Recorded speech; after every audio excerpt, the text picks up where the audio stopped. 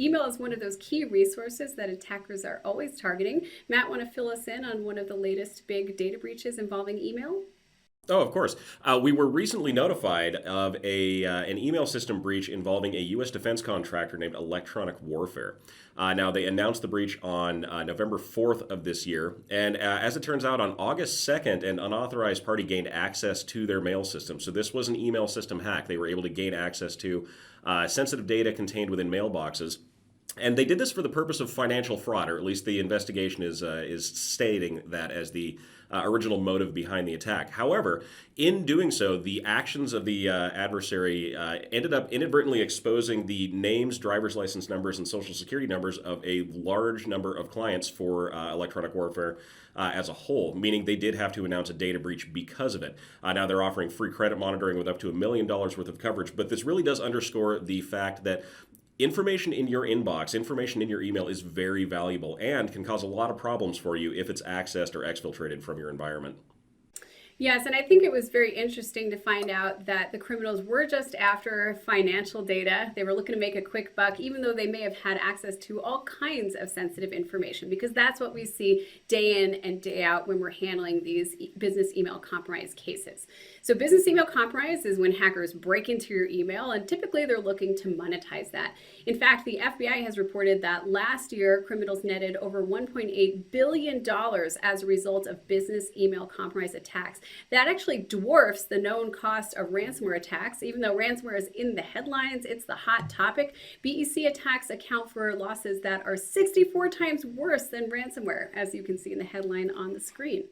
So your email is powerful. It can be used for all kinds of things. In particular, you can use your email for resetting passwords for all of your other accounts. Your email is kind of the keys to the kingdom. If you need to get into somebody's social media, their bank account, their e-commerce sites, usually you can reset a password using email. Criminals can also use your email to send malicious messages to your contacts and get more victims. That's a little more obvious when it happens. Or they might just choose to break in and sell your password on the dark web. Sometimes that's the first stage of a longer term attack, where all they're doing is grabbing your password, which is valuable in and of itself, and selling that to others. So all of those are ways that criminals can get value from your email. However, none of these are the really big payoff. So think for a second about what is in your email. You might think, hey, our organization has a policy. We're not supposed to have sensitive information in email. But as a penetration tester, I guarantee you your email has all kinds of juicy information. If you are a bank, you have bank account numbers in there. You have customer financial details. You have tax information. Even if your employees are told do not transfer sensitive information over email, you can't stop your customers or your members from doing that. They will send you stuff, like it or not, and you have to get used to getting that out of your email. If you are a healthcare organization, you have patient health information in your email. I guarantee you, I've broken it into enough hospitals to tell you for certainty it's in there, like it or not. So your email server is really valuable, really sensitive, and it's just something to be aware of. Sometimes information that we don't even think hackers might want is actually valuable to them. So keep in mind, if your data is valuable to you or a person you serve, it's also worth money to somebody else. So the last type of fake email we often see is coming from executives, and this is a super common type of scam. This is an example that the FBI shared a few years ago. And I'll show you how it has evolved and gotten more sophisticated over time. But for a while, finance clerks in particular and HR departments were just getting bombarded by messages like this: a request from the CEO or a request from the CFO. And it says it's marked as high importance, and it says, please process a wire transfer payment in the amount of $250,000 and code to admin expenses by close of business today. Wiring instructions below. So that's very straightforward. Again, it looks like it comes from an executive, and staff will often receive those and process them.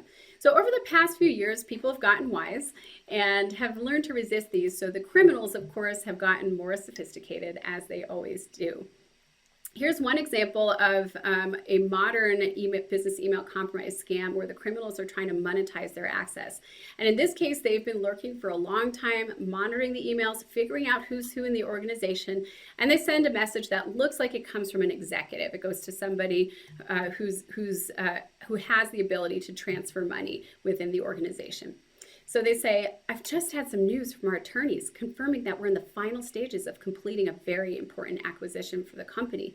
Having been privately negotiating this acquisition for a number of months, it's great news we're finally so close to closing. And then the ask, I will need you to make a wire payment today in the form of a deposit for the acquisition. Use this email as my full approval for this and any additional wires that may be required in the coming days.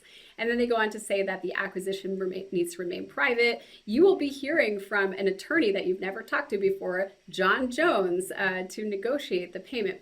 So they're really setting this up for the transfer of not just one wire payment, but possibly multiple. And we often find if one person in the organization makes a wire transfer, they can often be talked into making follow-on wire transfers as well. So the criminals might start with 5 or 10 and 20, 40, and go up from there.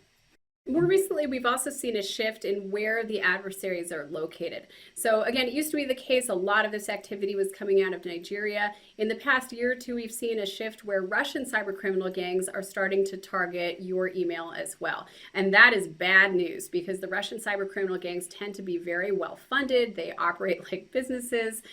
They have been engaged in financial fraud for well over a decade, and they're ramping up. So what you're seeing on the screen here is an example of that, where a Russian-based cybercriminal organization known as Cosmic Lynx, among defenders, was lurking in an organization system for quite some time, got to know who's who, mapped out the organization, understood what the ongoing conversations were about. And then when they were ready, they emailed Cheryl.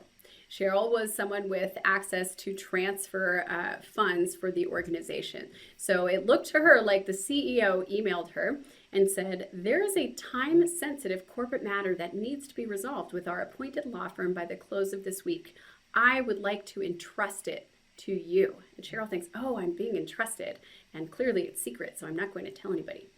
Please let me know soonest by email if you can handle this, and I will fill you in on the details. All right, so we've got that sense of urgency, soonest, and it needs to be done by email. Why?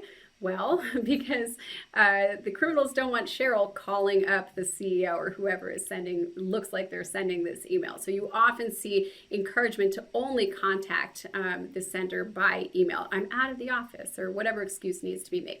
Okay, so a common question we get is, how can you tell if your email's been hacked? Well, one really obvious way that most people find out is that all of a sudden there's emails coming from your account that you didn't send. Your friends, your colleagues start to come to you and say, Evil Matt, why did you send us that message? It's so weird. Or if you want to look at some more subtle cues, there might be unexpected mail rules. That's an early indicator that you and your IT team should be aware of. Or new folders or messages marked as read that weren't being read. If anybody ever talks to you and says, yeah, it's really weird, I log into my email and my messages are read, but I didn't read them, I must be going crazy. No, you jump on that right away because there's a really good chance that your email's been hacked. Also, if there are scammers targeting you, like calling you or emailing you, and they seem to have some inside information, think about where they might have gotten that information, because often it comes from a hacked email. The big payoff and how criminals get big money from your email is through these wire transfer and payment scams. So I divide these up into 4 categories. These are the 4 most common types of scams that we see. The first one is an upcoming transaction scam where they identify using your email some kind of payout, like a real estate transaction or an insurance payout that you're going to get, and they just try to transfer that money to a different location. We'll step through how they do this in just a couple minutes. You might also see a payroll redirect. These are very common, where they try to get an employee's payroll directed to a different bank account, and usually those aren't discovered until the employee starts wondering why they didn't get paid. There's also fraudulent vendor invoices, again, where the money is sent to a different location, and then emails that look like they come from executives but don't. So let's jump into one of the upcoming real estate transaction cases. These are super common. If you are buying a house or closing on any other kind of real estate, you are at risk of falling victim to one of these attacks.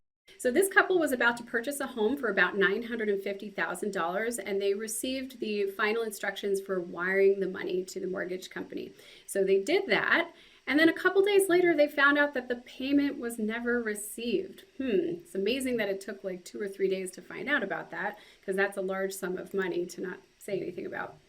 When they started tracking this down, they found out that the money had actually gone to a wrong location because the instructions they received were fraudulent. The document they were working off of had an account that actually belonged to an attacker. And what happened was that somebody's email must have gotten hacked. Maybe it was the buyer's email, maybe it was their agent's email, the seller, the attorney, the mortgage company, the title company. There's all kinds of people that have a role to play in an upcoming transaction. Somehow the scammers found out about the total cost, the closing amount.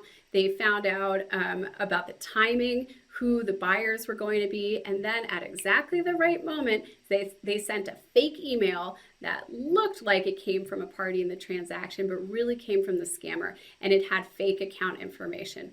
And in this case, fortunately, they were able to claw that money back, but that is pretty unusual. Much of the time, that money is just out the door.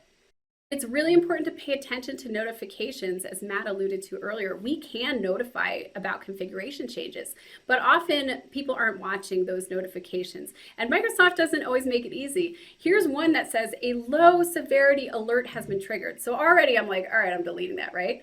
No, pay attention to this because this says mail has been redirected. All of a sudden, emails from users are being sent to some third-party account. And that might sound innocuous from the header, but in reality, you don't want that. So you guys need to be paying attention to this when it pops up. So make sure that you're getting alerts, that they're being marked appropriately. This should really be setting off some alarm bells, and that you have folks who are watching and responding to them. Okay, another question we get is, what should I do when I suspect an email has been hacked? Well, if you think your email's been hacked, respond right away. Do not wait. Step one is to lock out the hackers, so change your password and enable two-factor authentication. It's super important to do both of those things. Obviously, changing your password is usually quick and easy, and you want to change it to something you have never used before. But second, enabling two-factor authentication makes it so that even if the criminals have infected your computer, they've stolen that new password, they might still not be able to log in. So enable 2FA if you haven't already. We'll talk about that more in a couple minutes. Matt, do you want to talk about killing active sessions? I know that comes up in your cases quite a bit. Yeah, this one comes up pretty frequently. So when you, in a lot of modern email clients, if you sign in through a web browser, you can click on an option to remember or trust the device that you're using to log in. And a lot of times that means it'll allow you to log back in using a token instead of a username and password. If the attacker has a valid token, even if you change the password, they still may be able to, for a little while anyway, re-access that account. So killing those active sessions is kind of the final boot out the door to make sure that there's nobody lurking inside the account for any longer. Yep, exactly. You also want to make sure to preserve evidence right away. So if you are in an IT role, take these steps for yourself. If you're not, talk to IT when you need to do this. So that means download logs right away. Logs are just a record of activity, and that can show you where the hackers might be coming from, how long they've been in there.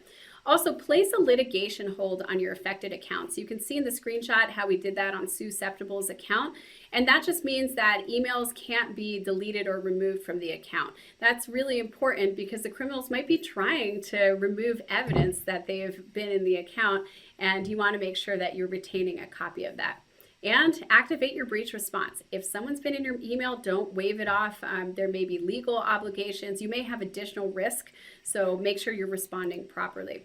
Here's a checklist of our top tips. Make sure everybody's doing out-of-band verification. Protect your account with multi-factor authentication, good password hygiene, choose unique passwords and use a password manager. Check your emails carefully for any signs of fraud. And if you do think you or someone else has been hacked, respond quickly. Thanks so much, Sherry. And yeah, if you have any questions whatsoever, please feel free to get a hold of us. We are Sherry Davidoff and Matt Duran from LMG Security. You can email us at info@lmgsecurity.com, find us on Twitter, follow us on LinkedIn. And if you're interested in ransomware, cyber, and cyber extortion, check out our new book that comes out beginning of next year.